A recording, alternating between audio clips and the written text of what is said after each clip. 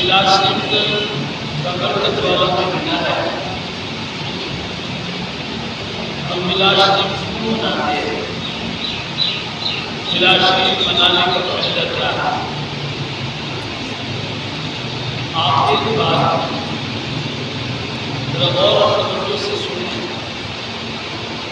میلاد شریف کی برکتیں ہیں جس کی وجہ سے آپ عقیدہ باقی ہے. ہم تو دین مدین پر قائم ہیں. اتنا صدیاں گزرنے کے باوجود ہمارے دین میں کوئی فساد، کوئی بگاڑ پیدا نہیں ہوا. اس کی وجہ صرف یہی ہے کہ ہم حضور کا میلاد مناتے ہیں. اسی وجہ سے اللہ نے ہمارے عقیدے کو محفوظ رکھا. پہلے قوموں کے عقیدے میں بگاڑ کیوں ہوا؟ حضرت عزیر علیہ السلام قوم نے ایک معجزہ دیکھا تو انہیں اللہ کا بیٹا کہتے ہیں. نصرانیوں نے، عیسائیوں نے حضرت عیسیٰ علیہ السلام کے چند معجزات دیکھے. انہوں نے عیسیٰ علیہ السلام کو اللہ کا بیٹا اور خدا مان لیا. مگر ہمارے آقا کریم صلی اللہ علیہ وسلم یہ چند معجزے لے کر نہیں بلکہ سرکار کو سراپا معجزہ بنا کر دیا. سر سے لے کر پاؤں تک معجزہ ہی معجزہ. آقا کریم صلی اللہ علیہ وسلم کے معجزات آزاد ہیں.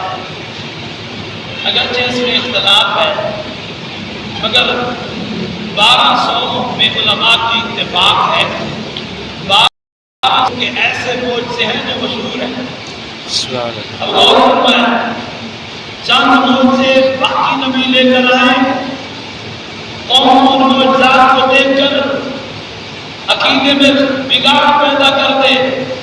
عقیدے ان کے خراب ہو گئے، اللہ کے ساتھ شریک ٹھہرا لیں. مگر حضور جو سراپا معجزہ بن کر تشریف لائے، آج 14 صدیاں گزر چکی ہیں مگر کوئی حضور کو خدا نہیں کہتا، نہ حضور کو خدا کا بیٹا کہتا ہے.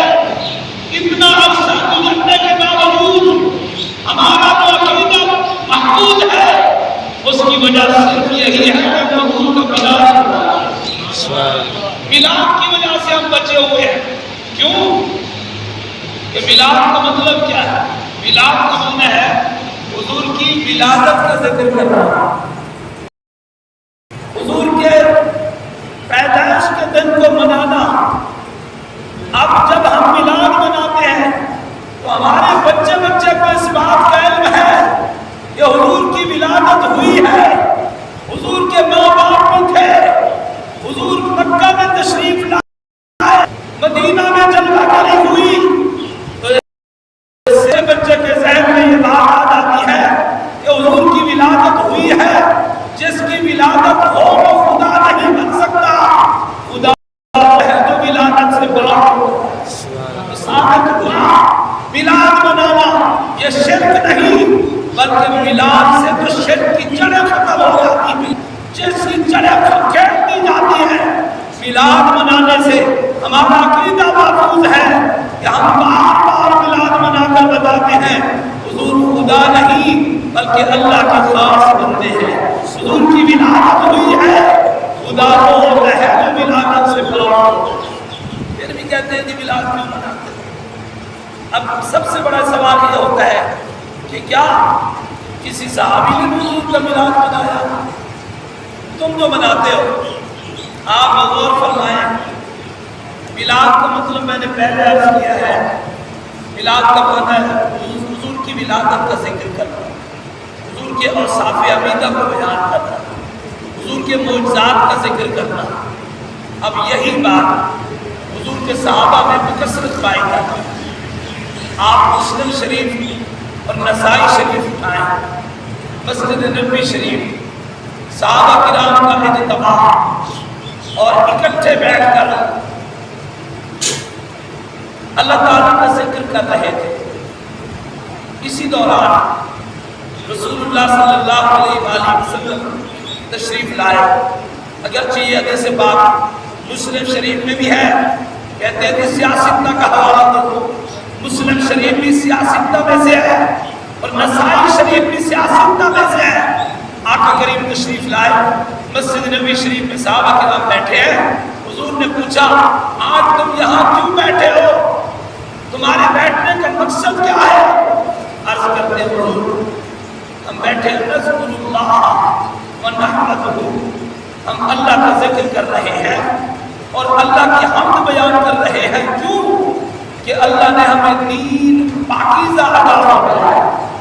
ہم اللہ کا ذکر کر رہے ہیں اور اللہ کی حمد بیان کر رہے ہیں کہ اللہ نے ہمیں دیندار بنایا، یہ پاکیزہ دین عطا فرمایا۔ اور دوسرا ہم کیا کر رہے ہیں؟ کیوں بیٹھے ہیں؟ وَمَنَّ عَلَيْنَا بِكَ، ہم اللہ کے اس احسان کا شکر ادا کر رہے ہیں کہ آپ جیسا نبی ہمیں اللہ نے عطا فرمایا۔ ہم شکر ادا کرنے کے لیے بیٹھے ہیں۔ وَمَنَّ عَلَيْنَا بِكَ، اللہ نے آپ کو امتی بنا دیا، ہم اس لیے آپ بیٹھے ہیں کہ ہم اللہ کا شکر ادا کر رہے ہیں کہ تو نے ہمیں عظمت والے محبوب کو بنایا۔ اب آقا کریم صلی اللہ علیہ وسلم نے جب یہ بات سنی فرمایا کیا تم قسم اٹھاتے ہو؟ تم اسی وجہ سے بیٹھے ہو؟ قسم اٹھاتے ہو اسی وجہ سے بیٹھے ہو؟ کیا تم کو شک تھا؟ حضور نے بات آگے واضح فرمائی۔ سب صحابہ کرام نے فرمایا، عرض کی حضور ہم قسم اٹھاتے ہیں، ہم صرف اس وجہ سے یہاں بیٹھے تھے، ہمارے بیٹھنے کا صرف مقصد یہی تھا کہ ہم اللہ کا شکر ادا کر رہے تھے کہ عظمت والے محبوب کا ہمیں بلایا۔ ایمان سے بتاؤ ہم میلاد شریف میں کیا کرتے ہیں؟ ہم قرآن پاک کی تلاوت کرتے ہیں، ہم نعت شریف پڑھتے ہیں، حضور کے اوصاف حمیدہ بیان کیے جاتے ہیں اور سب آخر میں صلاۃ و سلام پڑھاتا ہے، اجتماعی دعا ہوتی ہے جس میں اللہ کریم کا شکر ادا کیا جاتا ہے۔ کریم تو نے کرم فرمایا، ہمیں عظمت والے محبوب کا غلام بنایا۔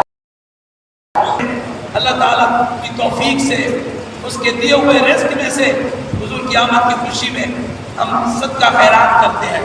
اب توجہ فرمائیں، جب حضور نے فرمایا نا تم قسم اٹھاتے ہو ہم اسی وجہ سے بیٹھے تھے، تو سب نے عرض کیا حضور ہم قسم اٹھاتے ہیں، اللہ کی قسم ہے ہم سب اسی مقصد کے لیے بیٹھے تھے۔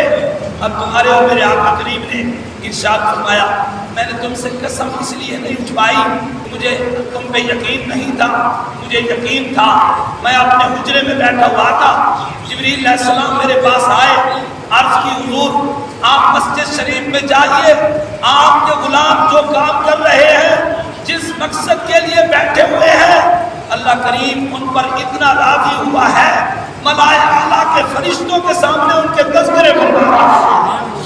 ثابت ہوا جو زمین پر بیٹھ کر اللہ کے نبی کا ذکر کرتے ہیں، اللہ کا شکریہ ادا کرتے ہیں کہ ہمیں عظمت والے محبوب کا غلام بنایا، لا مکانوں پر اللہ کریم فرشتوں کے سامنے ان کے تذکرے فرماتا ہے۔ تو آقا کریم صلی اللہ علیہ وسلم نے خوش ہو کر فرمایا میں اس لیے خوش ہو رہا ہوں کہ تمہارا ذکر ملائکہ اعلیٰ کے فرشتوں کے سامنے خود رب کریم فرما رہا ہے، اس لیے میں نے تم سے قسم اٹھائی کہ بتاؤ تم صرف ایک مقصد کے لیے بیٹھے تھے۔ تو ثابت ہوا جو لوگ اللہ کے محبوب صلی اللہ علیہ وسلم کے ذکر خیر کے لیے جمع ہوتے ہیں، اللہ تعالیٰ کا شکر ادا کرنے کے لیے محفل میلاد میں شریک ہوتے ہیں، ان پر اللہ کریم اتنا راضی ہوتا ہے، ملائکہ اعلیٰ کے فرشتوں کے سامنے اللہ کریم ان کا ذکر فرماتا ہے، اللہ کریم ان سے راضی ہوتا ہے۔